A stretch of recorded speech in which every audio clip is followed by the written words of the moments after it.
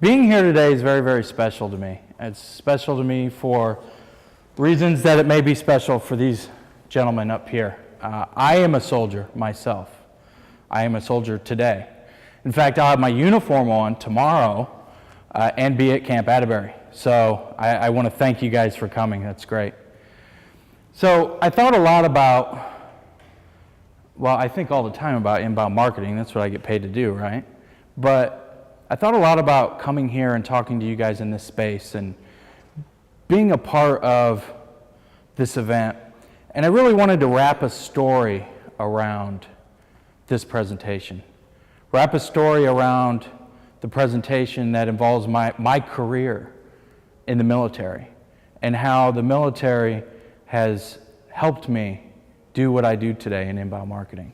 So I'm going to attempt to do that today, and I promise you, if I put you to sleep, just yell at me, and I'll do push-ups, and that'll wake you up. Okay.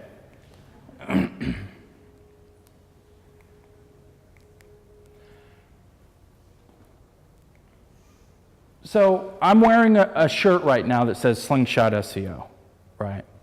What you see on the slide is digital relevance. How many of you are familiar with Slingshot SEO? Raise your hand. Okay, most of you in here. Digital relevance is a sister brand of Slingshot SEO that I helped develop, my team and I put together. And you're going to be hearing much more about digital relevance in the future. It's really the future of the company. Slingshot SEO does still exist and will exist in the foreseeable future, but digital relevance really is the future. And a lot of that has to do with what I'm going to present today.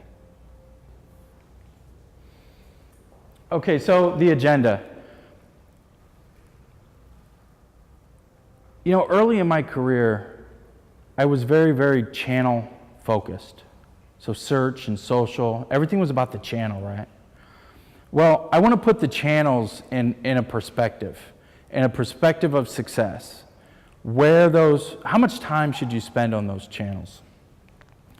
And I want to look at and discuss not just the channels, but the effects of focusing on content, what effects that can have on those channels, on those inbound channels. And then I want to look at the overall picture of inbound marketing. I want to put everything in context so you see that it's just not about social media, it's just not about content creation.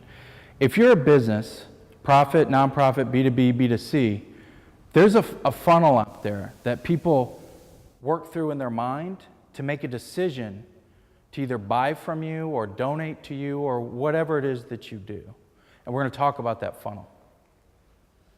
And then the last thing I'm going to do is show everyone in this room a process that you can implement to achieve some of the results I'm about to show you. So, clear back in 2005, well actually at the end of 2004, I deployed to Iraq. I was in a place that we like to call Mortar Reedaville, LSA Anaconda. We got mortared all the time. I kind of giggle and laugh about it now. It's a very serious thing. Probably on average a mortar or two a day we saw, but they were so far away that you grew numb to it, right? So, in my last day there, I was in a holding area, getting ready to get on a plane and come back to the United States. Very exciting day. Mortar came in, landed about 70 meters from me. Closest one that ever came to me over the course of that 12-month tour of duty. And it exploded. The percussion hit me, but it didn't do any damage. I was good, I was safe, but it did do some damage to some soldiers. So I was on a plane 12 hours later, sitting on the tarmac in Budapest, and it dawned on me that, wow, I just got blown up. Whoa. So anyways, I come back and went through the VA and did all my stuff. I'm cool, I'm good, everything's great. And I go through the process and I start my career again, my civilian career, which was internet marketing. And I built my career around the channels of the internet, social media and search, SEO, right? Well, as I was going through my career and witnessing success, I also went to officer candidate school in the Army, and I became an officer. And in this very building here, the Adjutant General of the state of Indiana, General Umbarger, gave me my commission. He pinned me as a lieutenant in the Army National Guard for the state of Indiana. So that's why this place is so special to me. And my career was impacted by my deployment and my service to this country in my discipline and my approach to marketing. And I wanted to share that story with you because I think that everyone here, whether you're a soldier or a civilian, if you really look deep down inside yourself for discipline, it's there for the taking. It's all up here and it's all in here. So, that being said, okay, let's put the channels in perspective. We got a lot of marketers here. I'm going to make an assumption right now and say that pretty much all of you probably have a good grasp on your brand, right? I felt I did. So as I spoke earlier about my career, I was very channel-centric. What I noticed was the returns of spending 80% of my time on channels, doing keyword sculpting and talking to everybody on social media, the returns were beginning to diminish. I wasn't getting the impact. My rankings weren't as good. I had a lot of friends in social media, that's great, but I had no predictable business results from it. It was a guess, essentially. So I stepped back and I reflected on my career, what I was doing, the results I was getting. And I asked myself, what are the 4 things that I have to do marketing right? And brand is the first one, right? I felt like I had brand down. I had it down really, really well. And then I recognized, yes, you have to create content. Content's very, very, very important in marketing. But I realized I was only spending 20% of my time creating it, and the other 80% on the channels.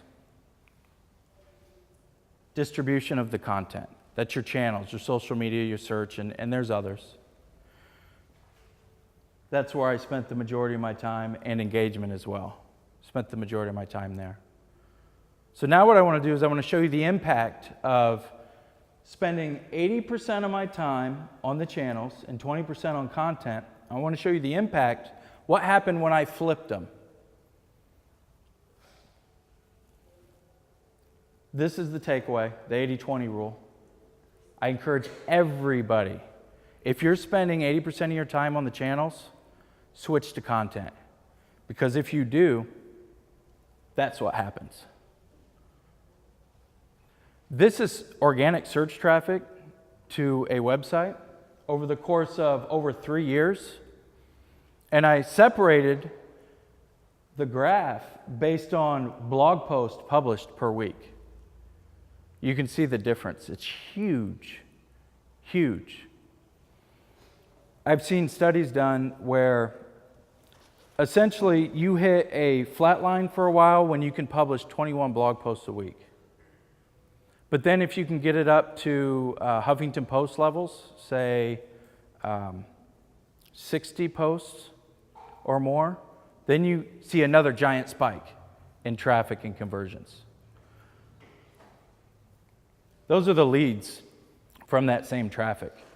So these are the business leads. This is the lifeblood of our business, is leads. And for a lot of you, it is as well. Chad, what are those numbers offhand, just roughly? So 5,000 a month of organic search traffic, unique visitors in that example.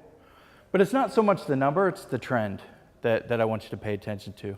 I am a numbers guy, but I like trends better because they tell a better story. Social media. Now you see with social media, it's not, the upward mobility of the graph isn't so extreme. Social media is fairly inconsistent, and many of you have probably seen this. You can have really, really big wins, and then you can go flat for a long time. What you see here actually, with the spikes, those spikes correlate with the publication of ebooks, white papers, guides, cheat sheets, things like that. Direct, same extreme upward mobility. The leads. Referral traffic. Referral traffic's near and dear to my heart, and I'll explain why. What you don't see on these charts is conversion rates. So out of every 100 people that come to your website, how many convert on a form, right? Organic search can be very, very powerful, but unfortunately it doesn't convert at a very high rate. Over my career, I see conversion rates of around 3.5% for branded keyword phrases. So if somebody types in your company name into Google, I see conversion rates of less than 1% for non-branded phrases. And this is over years and years in organic search, SEO. However, referral traffic, if you're creating content that people love and people are linking to it and talking about it, whether it be social media or other blogs, I've seen conversion rates level off at 17, 15, 20% from referral traffic. So referral traffic, creating content that people love and they share it and they link to it, creating that content, it drives conversions. So if you're going to spend 80% of your time producing content, these are the type of results you're going to see, as opposed to 80% on those channels. So content marketing positively affects all inbound channels. Each one of those that I showed you represented a different inbound channel. Okay, so now what I want to do is put everything in context. So I talked earlier about the funnel, that customers or prospects, their mind goes through a process similar to that of a funnel. Although we could argue about how they bounce around in that funnel, or maybe it's cyclical, or there's lots of theories. I use a funnel because it's simple. This presentation is about inbound marketing, but outbound marketing still exists and it's still important and you can still leverage it. So I included it in my funnel. But the point is that all that content marketing that I talked about up here, producing all that content, and then distributing it through search and social, is critical for internet marketing success. If you can publish the amount of content that I was talking about earlier, some good things are going to happen to you. It's going to generate traffic. It's going to educate your prospects. If you have a thriving online community and your customers are part of that community, you're going to reduce churn. Your churn rates are going to be lower. Because if I'm part of a community, why would I want to leave that community by not doing business with you anymore, right? And then this can help grow your brand. And it produces thought leadership as well. So remember, 80%, 20%. All that activity is going to drive people to calls to action and landing pages. This is your first real macro conversion opportunity where you're going to capture a lead. The people are going to fill out a form. You're going to capture that information. And you're going to do it with top of the funnel content. So your white papers, guides, ebooks, videos, and checklists. That's how you're going to convert people on your landing pages. Most people. Now HubSpot says that 96% of everyone that visits your website is not interested in doing business with you. They're not there because they want to do business with you. People at the top of the funnel are on your website because they want to be empowered with the information, content, that will help them solve their own problems. That will help them solve their own problems. They're using you, in essence. Your goal is to give them so much helpful content, so much information that they trust you and they perceive value in you. If you can do that, your demand generation efforts aren't only going to help convert people, but it's going to help drive them down the funnel. Okay? So the middle of the funnel, we have things like webinars, case studies, free samples, catalogs, FAQs, brochures. That's middle of the funnel stuff, highly branded. There's a higher barrier to consumption with that type of content. Now that's a whole other presentation unto itself, the barriers of consumption. But the point is that the more pain in the ass you make it for somebody to consume this content, the lower in the funnel they are. And then you have bottom of the funnel content. This produces your sales qualified leads. Now, how do you do this as a marketer and do it really well and smart? Oops.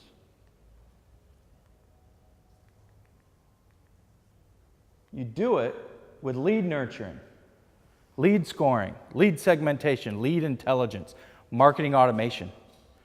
Marketing automation tools allow you to automate this process.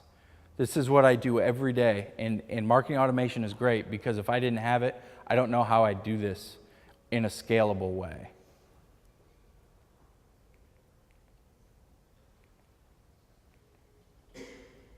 So what happens when I generate that sales qualified lead? Well, at this point, I turn it over to sales. Now, all that activity that I just showed you is going to shorten the sales cycle, and it's going to make the salesperson's job a hell of a lot easier, right?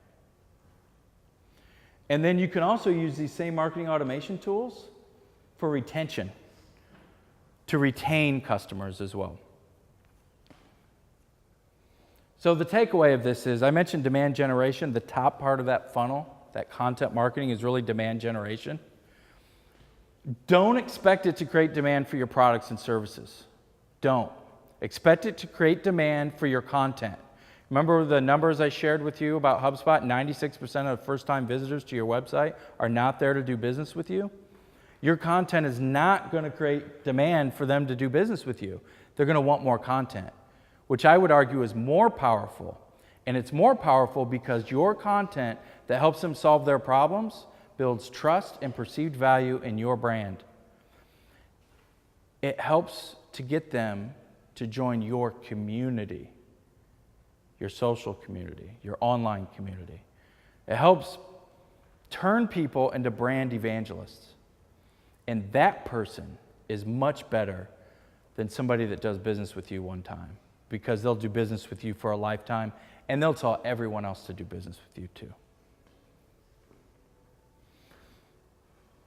Now, I showed you some charts. I talked about inbound marketing. At this point, what I need to do is show you how to do it. This is a process. I actually stole this process from HubSpot and tweaked it. So this isn't the exact process that they use. This is my process. And I built a team at Digital Relevance around this process to deploy the inbound marketing campaign process. Now, I call it a campaign. Campaigns generally have an end date, right? This never ends. So everything we do starts with an offer, be top, middle, bottom of the funnel offer, whatever that offer is, a white paper, guide, ebook. Then we have to craft landing pages and calls to action for that offer. So if we produce, say, a Facebook cheat sheet, top of the funnel offer, we need to put it behind a form, a landing page, and we need to put calls to action throughout our website directing people to that landing page, right? I have people responsible for this and people responsible for this, and the metrics associated with those different areas. So for landing pages and calls to action, things like click-through rates, things like conversion rates, those are all things we track, and this individual is responsible for those metrics. Lead nurturing. I talked about it earlier. Lead nurturing is interesting because this person is really what we call our closed loop marketer. This person has 1 foot in marketing and 1 foot in sales.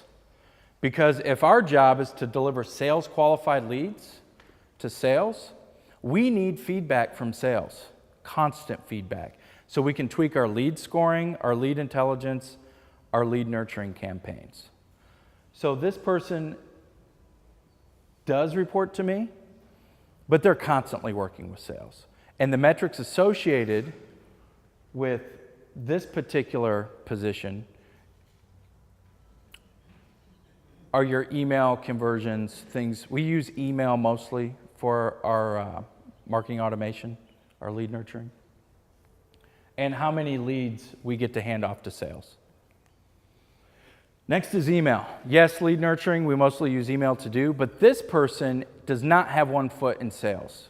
This person is all in marketing, and all they do is dive into our existing database of 30,000+ people and figure out who should get this Facebook cheat sheet that we developed in this offer. That's all they do.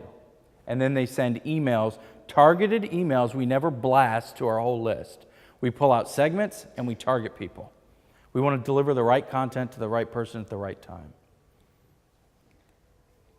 All right, this is where it gets interesting. This is the content marketing aspect that I was talking about earlier. You'll see I have blogging divided into two sections, both owned and earned. Let's talk about owned. That's the easiest, although for some people it's the hardest because they refuse to write content. A lot of marketers are scared of content. It's actually fun. I've written over 600 blog posts in my career. I think somebody over there in the back might have written more than me. Anyways, so your owned content. My goal at my company is to publish 6 blog posts a day. We're far from that. We're doing about 2 a day. But I'm working with, we're building some software to try to gamify blog writing. So, when we write blogs, we want to try to make the topic similar to the offer. So if we just published a Facebook cheat sheet, we want to write blog posts about Facebook marketing, right? So we can put that call to action in that blog post. It's much more relevant. Earned media. Earned media is the focus of the new brand digital relevance that I mentioned before. So essentially, it's your traditional PR stuff, except online. So what we want to do is we want to write articles and publish them on Forbes, Inc.com, the Harvard Business Review, Mashable, so on, and link back to our Facebook cheat sheet. That drives thousands of leads in a very short amount of time. Thousands. It's pretty cool to watch that big spike. And then social media.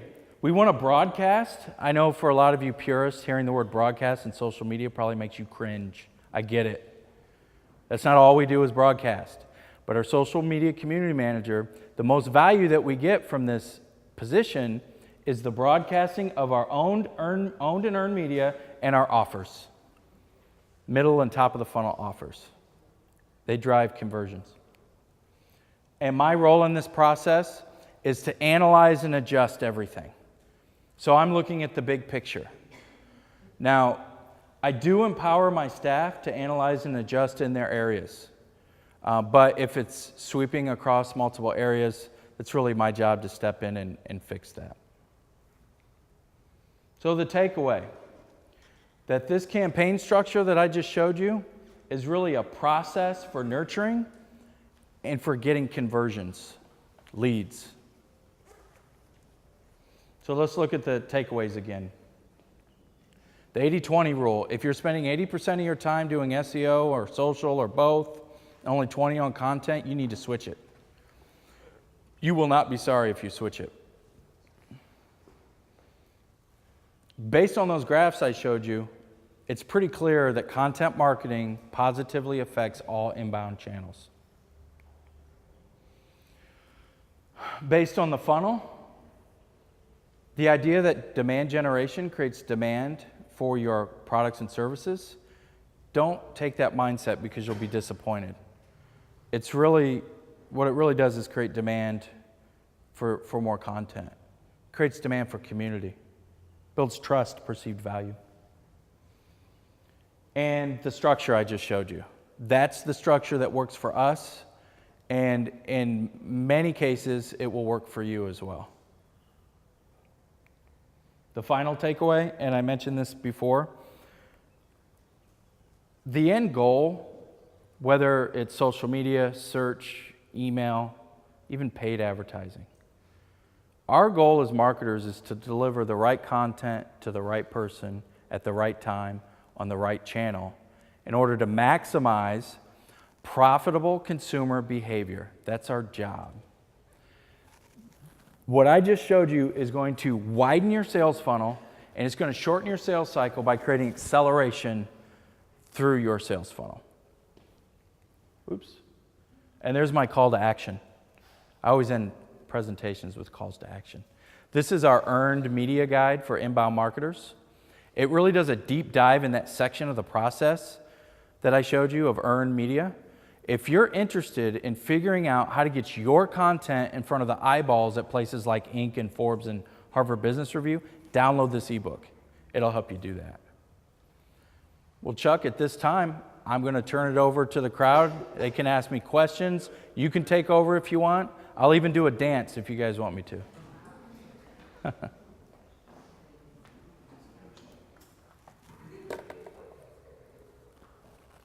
Yeah. Question.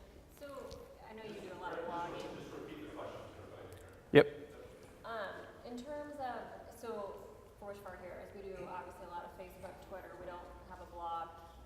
But where's the, and I'm sure it's different for whatever the content is, but where's the fine line of how many posts you should post on Facebook per day, or how many, tweets you should have where you're not losing your audience versus gaining your audience? That's a good question.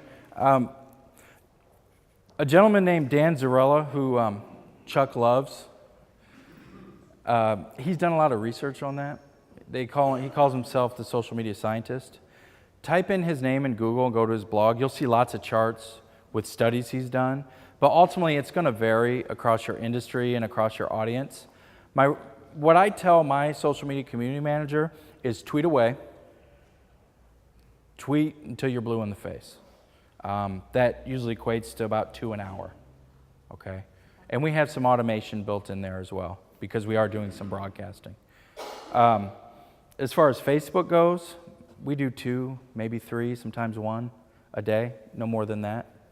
Google Plus, we publish 2, 3 a day on Google Plus as well. But we produce a lot of content, so it's sometimes hard not to want to share all that content. Does that answer your question? Okay. Any other questions? Yes. I was wondering, in the beginning of your presentation where you had all of those graphs that showed, the spikes and the rates, and I was wondering how many of those, what were those numbers based on? Was that just for you, or was it based on the industry at large? Okay, great question. So what she asked was, were those charts based on a bunch of clients or one client? That was actually in my former life, the company I worked at, I was responsible for that company's online marketing. Those charts that you see represent my evolution of switching the 80-20 rule for that particular company and the impact switching that 80-20 rule from channel to content, switching that represents that evolution. Any other questions? Yes? I've got a question about repurposing old content. I've got some good blog posts that have a date of 2010, 2011 on them. I'm reluctant to push those in 2013 over social media, but I also don't want to take them down and have a 2013 date and lose all the SEO that they've accumulated over the years. Mm-hmm. Do you have any comment on the best way to handle that? Yeah, so Keenan asked about repurposing your content, taking your old content. What do you do with it? He says you don't want to get rid of it because it's accumulated SEO, so on and so forth. He's absolutely right. You do not want to get rid of your old content. So here's my philosophy on repurposing. Do it. It saves time. It's much easier to sit down with a bunch of content and reorganize it than it is to sit down with a blank piece of paper and figure out what the heck you're going to write. So here's what I tell my staff. There's two ways to do robust repurposing. You can start with something big like an ebook and then break it up into blog posts, or you can start with writing blog posts and combining them into an ebook, which, by the way, if you write an ebook, you can probably write a guide out of that as well. And if it's good, you might also be able to create an infographic if you have a graphic designer. Oh, and by the way, you can also do a slide deck and give a presentation. Then do a webinar, record that webinar, and put the video on your website. From one ebook, I just created all that content.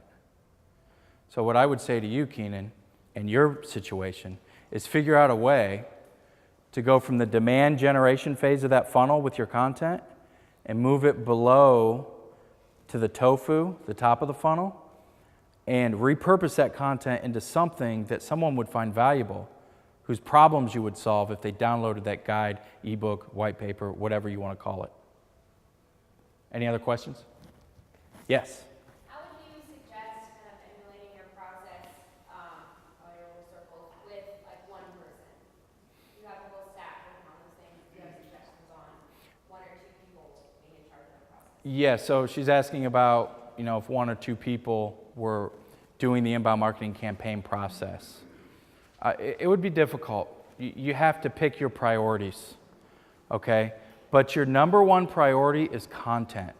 Because if you can produce great content, the channels of distribution will naturally occur on their own. And I know some will argue with me, but based on my experience, that's what I see.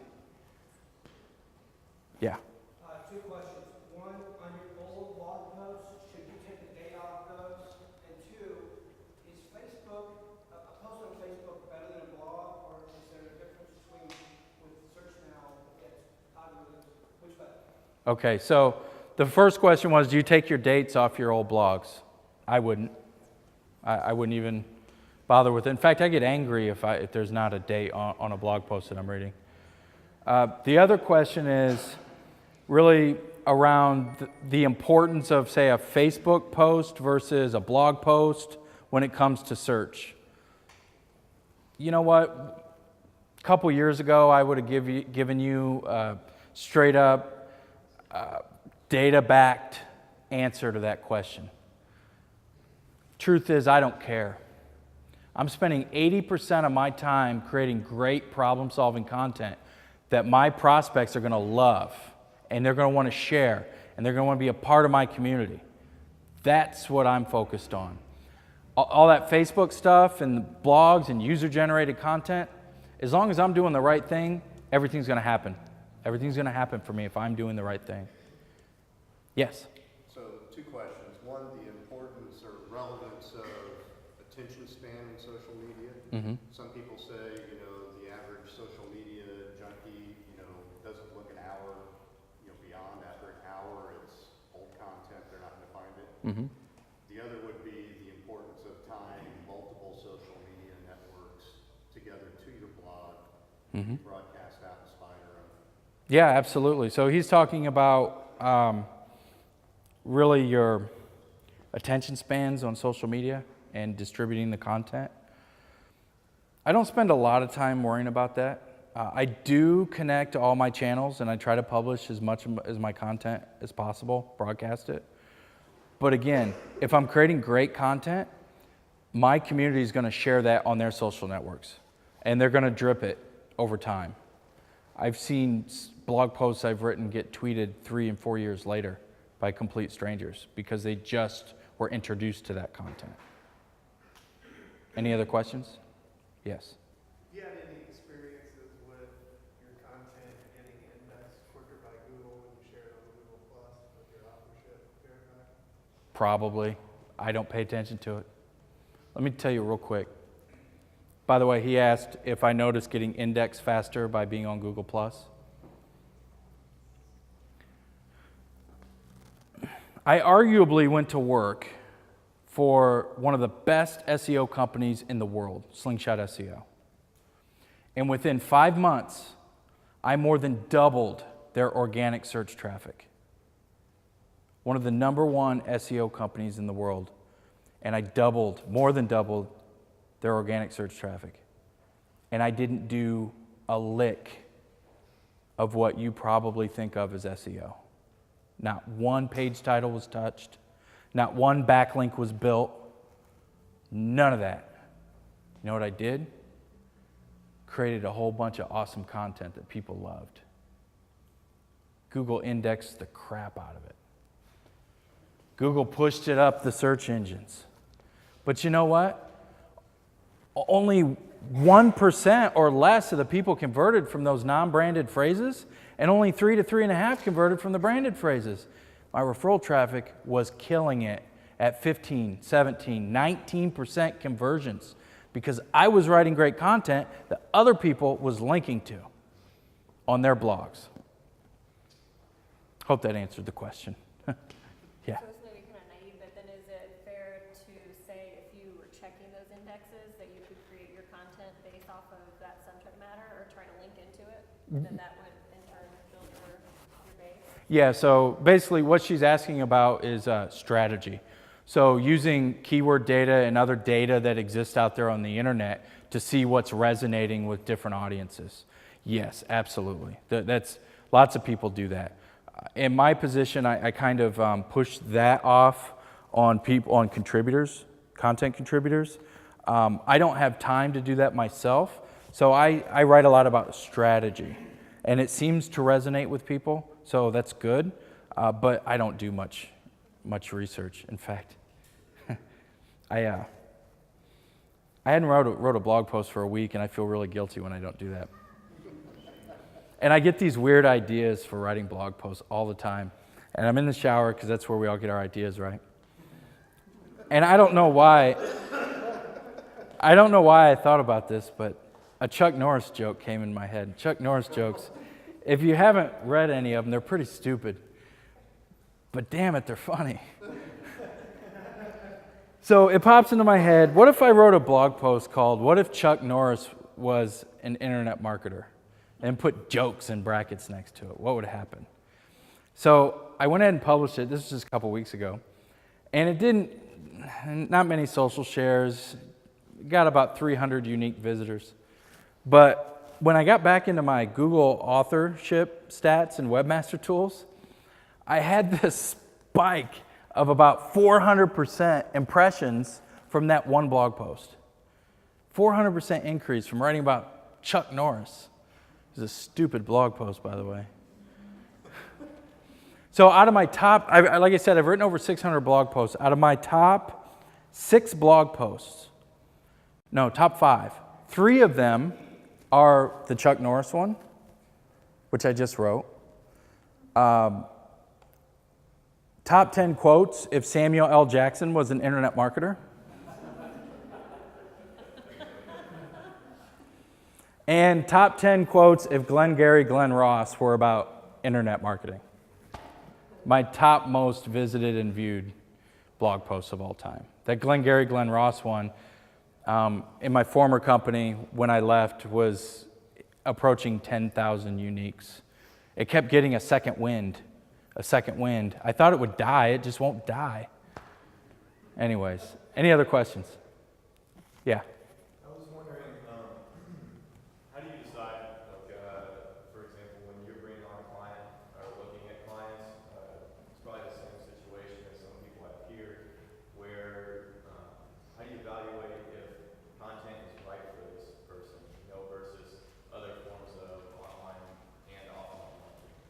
Good question. So at our company, we're not a full service agency, so we don't do all this stuff for our clients. We focus on earned media. But I would ask this question. Well, actually, no, I wouldn't ask the question. Businesses are in the business of solving people's problems. That's what businesses do. Nonprofits, same thing. Government entities, in a lot of cases, yeah, they're trying to solve problems too, right? So content empowers people with the knowledge to solve their own problems. So it makes sense that they're interconnected. I would argue that there's not a for-profit business, at least, that couldn't use content marketing in some aspect. So that's how I would answer that question. Any other questions? We run out of time? Okay, yeah. One more quick, do you think that guest authoring on blogs helps drive, more Yeah, impressions? yeah, so he talked about guest blogging. So there's two aspects to guest blogging. I can guest blog on your blog, or you can guest blog on mine. I encourage both. I believe it was the Content Marketing Institute that said B2B companies, 64% of them are challenged, it might be 62, don't quote me on that, are challenged with producing enough content to fulfill their content marketing desires. So by inviting people to come and guest blog on your blog, you're essentially reaching out to your community, or maybe they're not in your community yet, you're inviting them to your community, and you're helping create scale in your blogging efforts. Now the flip side, do you guest blog on other people's blogs? Yes, if you can. I just wrote a guest post for Element 3 last week or the week before. I do that because it exposes you, your personal brand, your business brand, to another community. And every time you're exposed to another community, you're probably going to bring a couple of those people back with you to your community. Any other questions? Going once. Oh, right here. So you mentioned your top blog post. How do you then tie, it's somewhat related to your business, right? The Chuck Norris internet marketing thing. How do you then, do you even try to tie that back to your business, or are you just worried about getting them there and then letting nature kind of run its course? Okay, so what he's asking is, when you write your content, when you write your blogs, do you talk about your business? What I took from that a little bit is, do you try to sell them in your blog post? When it's a topic that's, kind of a funny, like you Chuck Norris. Gotcha. I have calls to action on my blog off to the side. So at any time they can flip over there and click on it and convert on my forms. So anywhere somebody's at on my website, they have the ability to move down the funnel. I think there was one more back here. Is there another question? Yes, Amy. So, how many words are optimum for a blog post? Great question. You get 100 people in a room that are bloggers, you'll get 100 different answers. So actually, it's funny. NPR did a story the other day on long-form blog writing, and it's starting to be trendy for some websites. I'll never write long-form, never. I tell the people in my company, give me 300 to 1,000 words. Don't ever go more than 1,000 words, or cut it in half and give me 2 blog posts. But 300 minimum. Yeah. Oh, we have another question. Yes. How do you move people down the funnel? If you're trying to capture their interest with content, how do you move them from the research phase to the, leaning more towards the purchase phase? And you guys doing retargeting on blog posts? Gotcha. So what he's asking is, how do we move people down the funnel? Well, through marketing automation and through the fact that I drop a cookie on your browser when you visit me, and I capture your IP address. Based on your attributes and your behavior on my website, so where you go and what you do, based on how many barriers to consumption you're willing to overcome to consume my content, so I'm going to be a pain in your ass. I'm going to put obstacles in front of you. That obstacle could be forms, email signups. It could be the topic itself. And if you're willing to overcome those barriers, I know you're further down the funnel, and I give you a score for that. And once your score hits a certain number, I then hand you off to sales. So I keep my hands clean. I don't look at it until I get my scores. That it? Any more questions? All right, Chuck, I think we're done.